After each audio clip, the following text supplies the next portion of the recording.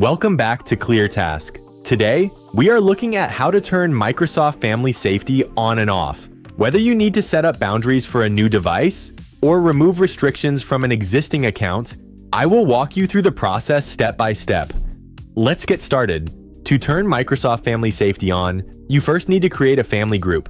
Open your web browser and go to family.microsoft.com. Sign in with your primary Microsoft account. This account will become the organizer. Once logged in, look for the Add a Family Member button. Enter the email address of the person you want to add.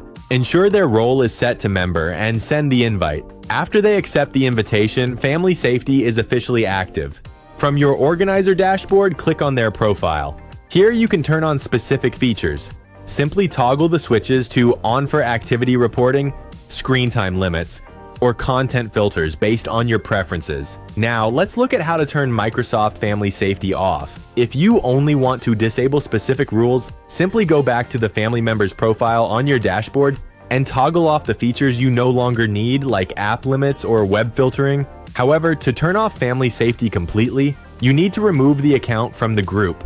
On your family dashboard, click the three-dot menu icon on the top right of the member's profile card. Select Remove from Family Group and confirm your choice. All family safety restrictions will be instantly lifted from their account. And that is it. Managing your Microsoft Family Safety settings is that simple. If this guide helped you out, please drop a like and subscribe to ClearTask for more direct tech tutorials. Thanks for watching, and I will see you in the next video.